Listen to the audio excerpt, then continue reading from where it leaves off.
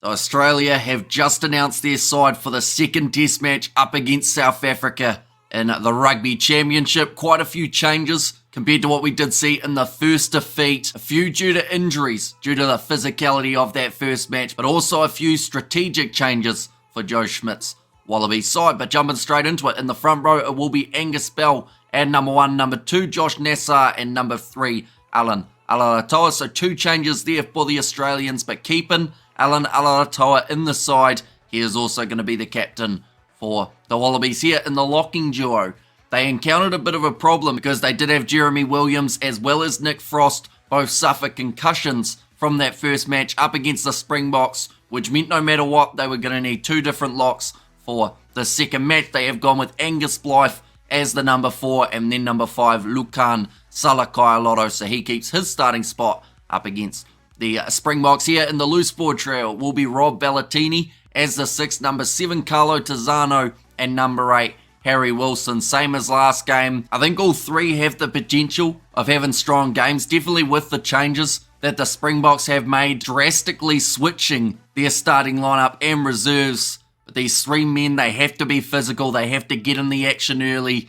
It's going to be a tough game at Optus Stadium. Looking through at the back line, this is where we see Nick White take on that number 9 jersey, with number 10 being Noah Lolesio. Now, I find it intriguing that they've taken Jake Gordon out of the starting side rather than Noah Lolesio. Now, of course, both of them not having their best performance up against the South Africans last week, but Noah Lolesio, his kicking was one of the many things that really let Australia down. Doing an up and under from your own 22, 10 metres downfield when you haven't had any territory or any possession throughout the game, and then allowing the Springboks to counter-attack and score a try, must not have been in the tactics, I wouldn't have thought. But they have stuck with him. Hopefully has a much better performance in the second test. Out on the left wing, it is going to be Marika Korombeti. That is due to the injury of Filippo Dangunu. We did see him go off the field in that first match, but Marika coming back after a season in Japan. He's a bulldozer. We haven't seen him in action this year at international level. And for this game, going head-to-head with Cheslin Colby,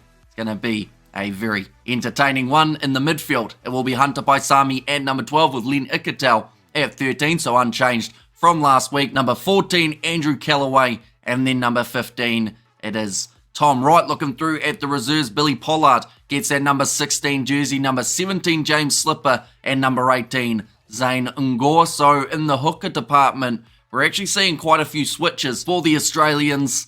Line-out time was a struggle, although, like I said, most parts of the Aussie game was unfortunately not quite working throughout the opening round of the Rugby Championship. But it is a new week. Maybe we get to see a different result here. Number 19, it is Tom Hooper, with number 20 being Suru Uru, who will be making his Wallabies debut, which is surprising. He's been right on the cusp of getting a Wallabies call-up, or at least getting a match, for a very long time. We actually saw him playing for Australia A, but he hasn't had a Wallabies cap as of yet. Will get himself one this weekend. Number 21, Tate McDermott. Number 22, Ben Donaldson. And then number 23, another debutant for the Australians. It will be Max Jorgensen. But that is the starting lineup and reserves for the Aussies. They are going to be going head-to-head with South Africa this Saturday at 9:45 p.m. New Zealand time, 4:45 p.m. local time in Perth at Optus Stadium. And in South Africa, you are looking at an 11:45 a.m. kickoff